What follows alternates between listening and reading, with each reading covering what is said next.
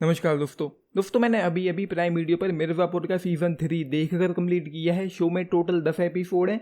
Season 3 की total length पिछले season 2 से थोड़ी सी कम है एंड ये शो ऑफकोर्स सीज़न 4 के लिए अधूरा छोड़ा गया है। एंड सीधा आते हैं कहानी पर। बाकी जो डिसअपॉइंटमेंट वाली चीज़ें हैं उन पर मैं बाद में आऊँगा। तो यहाँ पर हमको यूँ देखने को मिलता है शुरुआत में कि बेस्ट में और भी बहुत सारे बाहुबली हैं और जब तक उन लोगों का सपोर्ट गुड्डू पंडित के साथ नहीं होगा, जब तक वो लोग गुड्डू पंडित के साथ नहीं होंगे, गुड्डू पंडित मिर्ज़ापुर की गद्दी पर अपना हक नहीं जमा पाएंगे। एंड ऊपर से एक चीज़ और है कि गुड्डू पंडित को कालीन भैया की बॉडी, जो कि जिंदा ही है लेकिन उन लोगों को पता नहीं है कि जिंदा है मर गए, लेकिन गुड्डू पंडित को उनकी बॉडी या कम से कम उनका सपोर्ट चाहिए। गुड्डू पंडित के साथ कालीन भैया का सपोर्ट होना चाहिए या फिर उनकी बॉडी होनी चाहिए, जैसा कि होता भी आया है। मतलब एक राजा को दूसरे राजा को मारना पड़ेगा तभी वो उसकी गद्दी हासिल कर पाएगा। तो वही चीज़ें यहाँ पर हैं। तो ऑफकोर्स कालीन भैया की बॉडी मिलती नहीं है एंड उसके बाद वो अपना हक जमाने में लग जाता है। एंड उसके बाद चीज़ें यहाँ पर यूँ भी होती हैं कि जो बैठक लगती है जहाँ पर बहुत सारे बाहुबली आते हैं। ये कोई स्पॉइलर नहीं है, फर्स्ट एपिसोड में ये चीज़ें हो जाती हैं।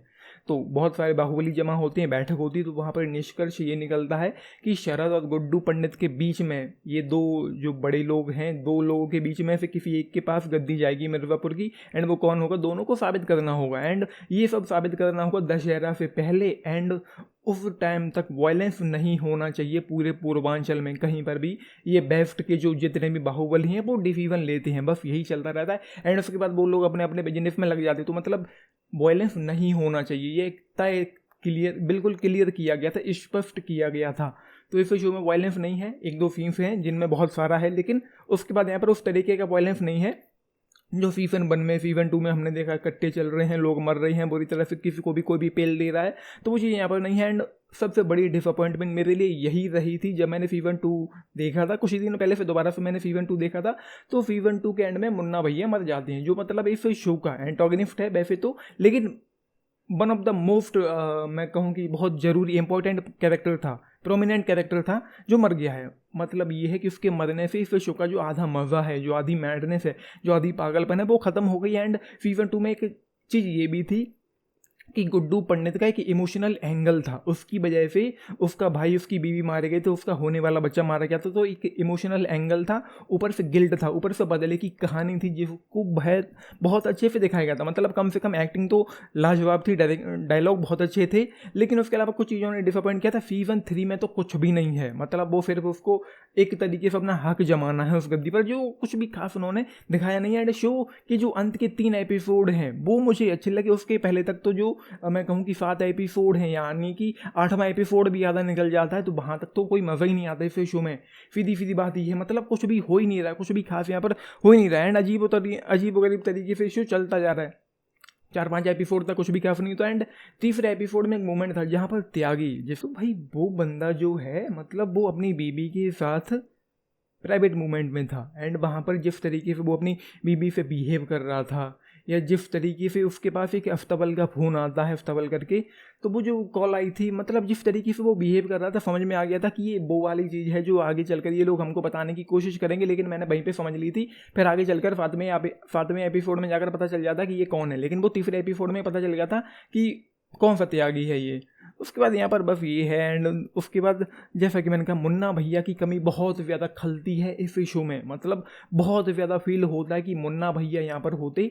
जैसा कि मुन्ना भैया की सीज़न 2 में जितने भी सीन थे, ये तुम्हारे दद्दा लेने जाते हैं तो सीढ़ी लगा देंगे, ऐसे चढ़ जाते हैं, या फिर वो माधुरी के साथ जो सीन्स हों, या मुन्ना भैया का और जो जुनून था गुड्डू को मारने का, या जो भी सीन्स हो मुन्ना भैया की सीज़न 2 में बेहतरीन थे, सीज़न 1 में भी बेहतरीन थे, लेकिन वो यहाँ पर कमी फील होती है, खलती है।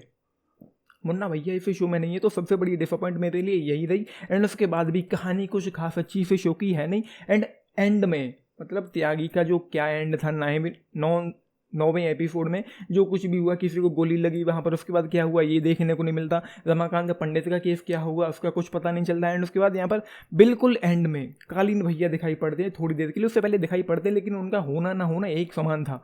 बिल्कुल एंड में 10-12-15 मिनट के लिए कालीन भैया आते हैं। एंड में जब वो बैठक होती है वहाँ पर वो सारा का सारा मतलब यूं का यूं कर देते हैं, सब कुछ ऊपर का नीचे तहस नहस कर देते हैं। तो वो बहुत ज़्यादा शॉकिंग सरप्राइजिंग था। 8वें एपिसोड का एंड बहुत ही ज़्यादा शॉकिंग सरप्राइजिंग था। वैसे ही 9वें एपिसोड का एंड भी काफ़ी सरप्राइजिंग था। तो वो 3 एपिसोड एंड की जो थे वो अच्छे थे, लेकिन हाँ एक चीज़ की गारंटी है कि कम से कम पहली बार तो ये शो आपको ज़रा भी बोर नहीं कर पाएगा किसी भी एंगल से, किसी भी कीमत पर। बाकी तो भाई मतलब कुछ काफ़ी सरप्राइजिंग मोमेंट हैं, जैसे कि 8वें एपिसोड के एंड में जो हो गया, किसी की आंख फोड़ी गई थी, वो अपने आप में बहुत ज़्यादा सरप्राइजिंग हो गया था। तो उस तरह के मोमेंट हैं एंड क्या ही कहूँ, मतलब मैं कुछ कहूँगा तो कहीं ना कहीं कुछ निकल जाएगा। एंड हाँ 4th एपिसोड में वो मोमेंट था जब वो लोग काठमांडू में वो गेम खेल रहे थे, जहाँ पर बेसन का शौक कुत्ते की मौत करके वो जो कुछ भी गुड्डू पंडित कहता है वो कुछ अच्छा था। एंड हाँ एक चीज़ और मुझे याद आ रही है, जो गिल्ट था सीजन 2 में गुड्डू पंडित को, वो उसके डायलॉग में झलकता है कि ये तकलीफ में है, इसको गिल्ट है, इसका एक इमोशनल एंगल है। जैसे कि गुड्डू पंडित वापस आ गए हैं, वो जाएंगे नहीं, या बबलू स्वीटी का उधार है हम पे चुकाना है, या फिर जो और डायलॉग थे जो भी थे सीजन 2 में वो ग्रेट थे। तो वो वाली चीज़ें बहुत ज़्यादा फील होती। ले दीगर बात ये है कि सीजन 3 की जो कहानी है उसने मुझे पूरी तरह से डिसअपॉइंट किया है। बोर नहीं करेगा, लेकिन कुछ भी ऐसा नहीं था जिसमें कोई एक्साइटमेंट हो, जिसमें कोई इंटेंसिटी हो, जिसमें कुछ तड़कता भड़कता हो, जिसमें कोई टेंशन हो, किन्हीं चीज़ों के लिए डर लगे, कुछ भी नहीं है। एंड ख़त्म होते होते भी किसी खास कंक्लूजन तक ये शो नहीं पहुंच पाया है। मतलब मैंने पूरी रात अपनी काली कर दी फिर शो को देखते हुए। एंड जो मतलब पहले तो एक्सपेक्टेशंस थी नहीं, ऑनेस्टली स्पीकिंग मुझे एक्सपेक्टेशंस थी ही नहीं। एंड देन ये है, एंड इंट्रो में एक जो स्क्रीनशॉट आप स्क्रीन पर देख पा रहे हैं, ये जो एक शॉट है ये इस शो में देखने को मिलता ही नहीं, जबकि इंट्रोडक्शन में ये शॉट था। इस तरह के और भी काफ़ी कुछ चीज़ें। हाँ एक वो जो सीन था जो चौक पर जाकर वो मूर्तियाँ तोड़ता है, वो कुछ अच्छा था। बाकी एक्टिंग में मैं आता हूँ, बाकी और ज़्यादा डिटेल में घुसेंगे नहीं। एक चीज़ और बता दूँ, हाल फिलहाल में एक स्पॉइलर निकल के आया था कि जीतू भैया देखने को मिलेंगे इस शो में। ऐसा कोई भी सीन नहीं है। पंचायत का सचिव जीतू भैया अभिषेक त्रिपाठी इस शो में देखने को नहीं मिलते हैं। पता नहीं वो कोई स्टंट था या वो सीन कट किया गया, आई डोंट नो। बाकी एक्टिंग की मैं बात करूं तो सीजन 1 में काम अच्छा था, सीजन 2 में काम अच्छा था, सीजन 3 में भी अपना काम अच्छा दिया है।